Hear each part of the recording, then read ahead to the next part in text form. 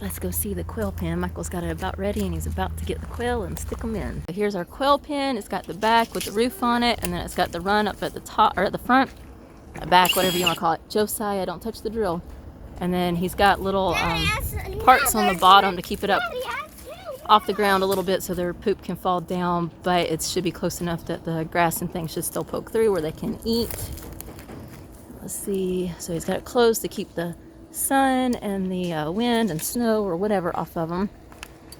And then he's got a middle on the side. So is that how you lift it? So it lifts up.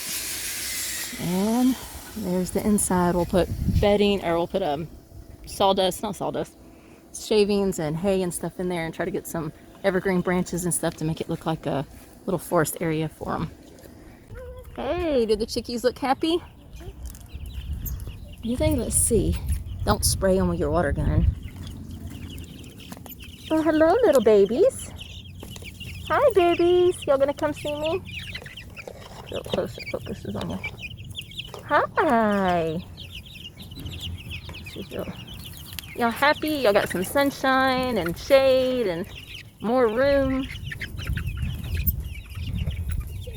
You gonna come see me? Mommy. I know, he's spraying the chickens. Hey, chickies. They will get some water. They got water. All right, we're putting the quail in. If they get loose, they are hard to catch. Michael had a few fly out while he's been feeding them. Come back over here, Josiah. Had one go up under the barn and he couldn't hardly get it. He would just get right out of reach as he would try to get it, and then he'd move and he'd get right out of reach again. Let's go see what they think. So they're just sitting in there, chilling out. I don't know if y'all can see them real good because of the sunshine. So they're about to lift it, and see, they don't seem scared at all. We tried to handle them some since they were hatched. So maybe that's made them a little calmer. Y'all coming out and getting some sunshine? So this is a rooster right here coming up close, and then that's a hen that's further back right there. The hens have spotted up chests, and the roosters, they have red chests.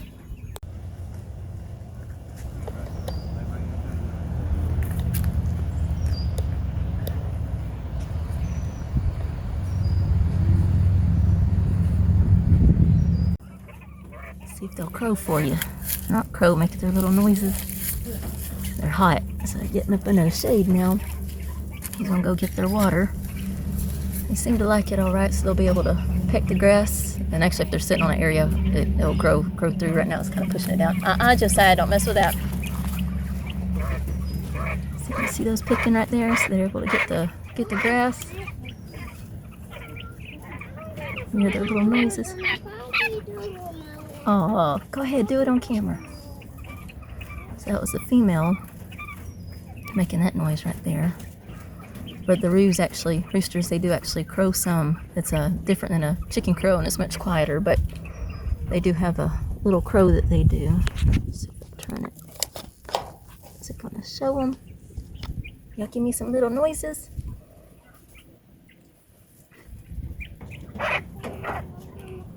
We did have one fly out when Michael went to put the bedding in. It kind of, I don't know if you'll be able to see, but in there he put a little bit of shavings, I think it's too dark, in there, and it kind of spooked one of them, and they flew out, but they flew right into the barn, so that was good. Being super calm and tame. I'm opening it above, which normally should scare quail. Sticking it down in there. I don't know if you can see them, because I can't see what you can see because of the sun, but they're in there, they're eating and drinking, and they're chilling out, and they're happy, and nobody darted out and tried to fly at me, and they're just sitting in there cooing. It's really hot again. I don't know, it was calling for 80, some low 80s today, and it seems to be hotter here than what the weather says. So they're not wanting to be out in the sun right now, but they're liking their shade, and their shade area's got more room in it than what their brooder pen was, so they're feeling like they're in a mansion probably. All Alright, I just noticed a problem. So we got these little meat birds put out here yesterday. And they're on the dark mulch. And I just saw, let me see if I can get her. Y'all stay in there. Oh, come on, y'all scoot over. Let's see if I can get her. Come on. They're pecking her on the tail feathers again, and it's a white bird, so she's real light colored. I'll see if I can get her and show her to you in a minute. This actually isn't her, but this is another one. You see the tail feathers coming out and they're pecking at it again. So it's just like the other ones, the light colored birds getting put onto the dark mulch. It's causing this, I think when they're dusting, getting the darkness on them, and then they start pecking and then they get the attention on these dark pins. I don't know if you can see right there where the pins, where the feathers were growing in. And they start pecking at those and then they start bleeding. And if they start bleeding enough, they actually can bleed to death. So this is, we got to get that, I think it's called stop peck or something like that. Michael's got it. We'll have to get it and paint them with it. And that hides the red. They're attracted to red. So once they start bleeding at all, then they will come pecking and getting more. Here's another one. Let me see if I can get that one. Here I found another one. This one's just starting. I don't know if you can see that. That one's just starting to bleed. But you can see, maybe you can see the pins that are coming in with the pin feathers. They're dark and they draw attention on these light color. This one's not actually dark. This one, their pins are white. But this thickness kind of stands out with their little feathers growing in. I got another one. This one's bleeding too. I'm going to show you another one. This one is not bleeding. And this one's a white one and the white pins are coming in. But it's got, I don't know if this is focusing. Can you see the, my hands are dirty. Can you see how the pins, they just got, actually they got like a pinkness to them. They just draw more attention. I think that's what's going on. So we got our little chicken wrangler in there, Micah. We're getting out all the light colored chickens. It ended up a bunch of them. Thank you. There's one more? Okay. Yeah. A bunch of them, the white ones, are bleeding. And so we're going to go ahead and take all the light colored ones out, treat the ones that are bleeding, and put them back on the wood shaving so it's a light color. And tomorrow, is that last one? Yep. Okay. You sure? Yeah. Okay, can you shut the door? Yep, but now there's just a few chicks. All right. So tomorrow Michael's going to get a big container of the shavings. There we go. And put it in, I'll show you. We'll put it in that chicken tractor and see if that helps. So what we think is happening is that they're getting in this and they're dust bathing. And then they're getting these tiny giblets onto their light colored feathers. And then that's, they come running when they see that and they start pecking it off of each other. And that's getting their attention on the little pins that are growing in on their tail feathers, because that's the only spot that the bleeding's on their tail feathers. And we had this exact same thing happen. So we got the barred rocks up here that are dark. They had no problem. And when we had the buff Orpingtons at the same age, they did the exact same thing. They were absolutely fine in the brooder. We had no problems whatsoever. I guess I got Vaseline on me. We had no problems whatsoever. And the day that we put them into the chicken coop, so these went into this coop yesterday. I think it was yesterday. So it started the day that we put them in. They started pecking and bleeding. And so once their tail feathers grew in, we didn't have a problem anymore with it. So we think that's what's going on. So Michael couldn't find the stop pick, so he just rubbed Vaseline on it. So hopefully that will make it taste bad, make it feel bad, so they'll stop pecking it and kind of cover it over and let it heal. And then tomorrow he will go get some of the pine shavings, and he said he'll just put it real thick, so hopefully they'll get it where they won't be dusting in the black in here, and we can get them back out. So all we have are the black ones or dark ones in here now, and I don't know if you can see, that's all that's left in the coop. So they're gonna feel like they got a mansion tonight since they've been in that tight brooder where they had outgrown it. So anyways, that's what's going on. So we had the same thing with the light ones before, and using the mulch bedding, which is good stuff.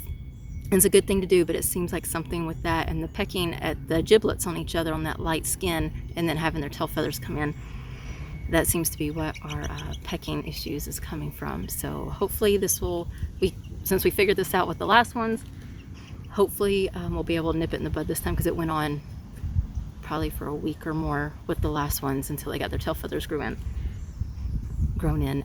So anyway, hopefully we'll be able to nip it in the bud this time and get it took care of and not have it ongoing. So even when you get challenges, you're always learning from your challenges, and it'll help you in the future, and it will help somebody else in the future. So don't be too upset when you have failures and you have hard times and just challenges happen and things don't seem to be going your way. You're not going to be given more than you can handle, and whatever you're going through it because you have the ability to be able to stand strong and go research and figure out what's going on and solve the problem and help somebody else in the long run.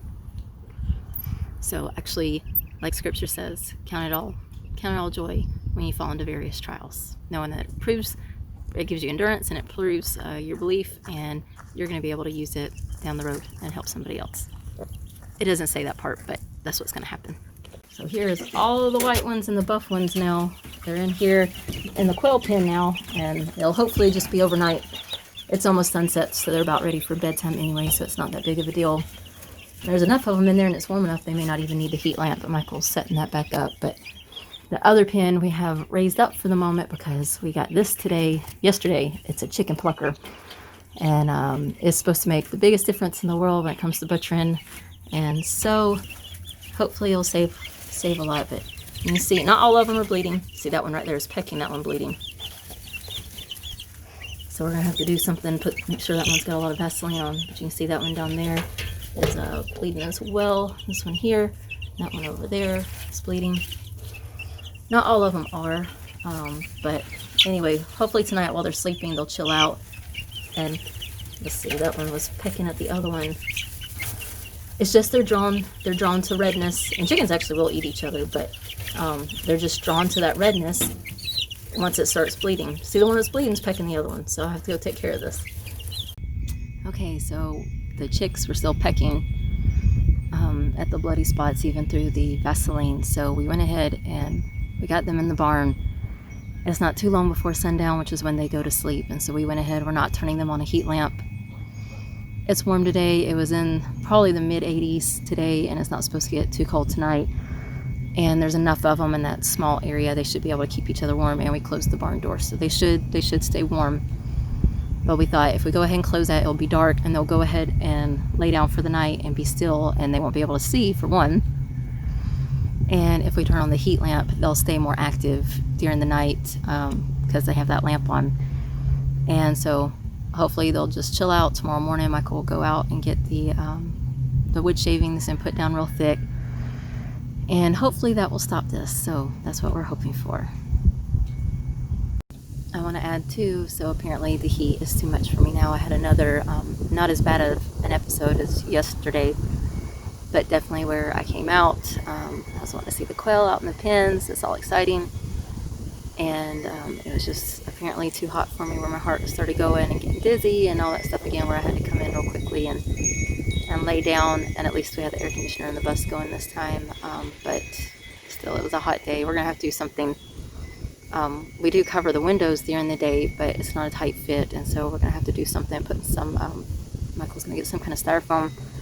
He's talked about covering it in fabric so it looked nice, but anyway, get some kind of styrofoam and cut it to the shape of the windows and stick it in there to give it a little extra insulation, because that's the only part of the bus that's not insulated well, and it lets in the hot and the cold and lets it out real easy with the single pane windows. So that's letting in a lot of heat, even with us having, like, we made these little thick panels out of old quilts that we had and we hanged them up, but they're not tight fit, and so the heat still comes through. So we're gonna have to end up doing that to keep the bus cooler. But anyway, it's gonna have to be, I mean, it's only April, it's almost May, but still, it's already, really, if it gets above 75, I start really having a hard time. And I thought I was doing better this year, and I am doing better than I did last year, but it's still above 75. That's definitely, by 80 I'm going to be experiencing a lot of difficult to go through symptoms. So that makes me sad, because I was enjoying getting to come out and things, and it's really going to have to be just right before sunset and in the morning, which I don't like to get up too early, get to come out and see anything, because it's not worth the stress, and it's going to make me back set and go backwards if I stress my body too much. So that's a little frustrating, but I'll accept it. At least hopefully in the evenings it's cool enough, and in the mornings it's cool enough for me to come out. And if there's something during the day, I'm just gonna have to send the video camera with the kids and let them capture it. It's a beautiful sunset. It never comes across as pretty on picture. Well, the wood chips or the wood shavings didn't work. You can see they almost all fell in. We've actually got this hatch open and they're not bolting out. They actually seem pretty calm compared to what they're supposed to be. I saw one jumping a little bit where they were playing. It wasn't because they were scared. And they were just kind of like walking around with their head tucked down like they're about to jump, walking around like a little kid playing. So these are 3 weeks old, right? A little over 3 weeks. They're a little over 3 weeks. They started hatching on a Thursday. So today's Tuesday, so they're almost 4 weeks old. So let's see if they'll let me put you down there without getting crazy. Did y'all like y'all's little place today? Y'all got lots of room. You got some fresh air and grass and everything else. So I think for bedding, it's going to be better to use hay, so it's long pieces so it don't fall through. And I also had seen other people that raise quail saying that the quail really like the hay. They'll make tunnels and burrow and make little caves and stuff in it. And I think that's where they probably prefer to lay their eggs as well. And we would kind of like all of our animals to be able to raise their own babies and hatch their own eggs and be good mommies. And the quail are not known for doing that so much. And so we were wanting to get silkies. They're a Bantam chicken that is known for being good mommies. Now watch that one, Michael. It kind of looks like it might jump. And anyway, so none of our silky eggs hatched. We put them in with the quail eggs, and we had the right days where we put the chicken eggs first, waited so many days, then put the quail eggs because they have a different incubation time. And we even candled the silky eggs, and there wasn't anything going on in them, so something happened to them. But anyway, I was reading today that when quail are kept on the ground and not on a wire cage, they are actually more likely to go broody, and that most people keep them like in a rabbit cage. So we're hoping by having them close to the ground, even though it is a wire bottom cage, and if we put bedding all on that one side, they'll give it a more solid area. And if they're able to make little nests and tunnels and making it look more like a natural habitat, putting some evergreen branches and things like that in it, that they might hatch, go broody and hatch their own babies. But that's what I saw today is people are saying that they're actually more likely, not just more likely, they're very likely to do that if the habitat that they're in resembles more of a natural habitat. So we're gonna try that and see what happens. Maybe they'll hatch their own babies, and that would be great. Miss Wyoming's already over there in her little cage right now. It's not closed up, but she's gone to bed, so we decided to let the little ones get out and run and play, so hopefully she won't get out of her cage and come bother them. Let them spread their wings. We're gonna wait. Today's Tuesday, so we were gonna wait till Saturday and let her have that time to get used to them, but I thought maybe she'll stay in her bed. Oh, I see her head poking out. You see her comb? She's looking at them. She's like, oh, you're letting these little whippersnappers wake me up. So they'll be happy. They're going over there in the tall grass. I hope Wyoming's got used to them, her being out here with them, and I was hoping maybe just because there's so many that she wouldn't peck at them like she was before when we introduced her just to one or two at a time. It'd drive her crazy having to chase all of them. So I want to show you. So yesterday, this is where the coop was for 24 hours. And can you see up above, that's, the equal part of grass up there, and you can see they ate that down. And that area right there, that's probably, where's that food dumped? Is that where their sleeping quarters were? So that's probably where the sleeping quarters, so the manure is going to be thicker there. There she is. Is she going to attack somebody? If she would just get happy and let them be, we'd let them out all day long, and they all could be happy and she could have friends. But anyway, so we moved them to this area today. I'm going to have to get close to the fence because I don't think you can see it. And this is kind of like they did yesterday. They ate it down. Let's see if they'll focus in there. Some, but that's not their favorite stuff in there. And then the next day they ate it more. So by tomorrow this will be looking thinner. And you see on some of that thick stuff right there. They ate on it, but they didn't get the really thick stuff. They don't care for that. But tomorrow, if we still have to keep them in the pen, they'll get moved over here where it's a lot thicker, and they'll be happier. And each day they'll get to the thicker over there. But their manure will be getting dropped over here, and it will be getting this area to be a better field where it's got more grass growing. Well, I'm proud of you, Miss Wyoming. You're just checking them out. Maybe you won't hurt anybody. If you'd just be nice, you'd have some friends. Yeah, they are. Yeah, some of them are already going back in, too. It's that time of night. And when they're sparring.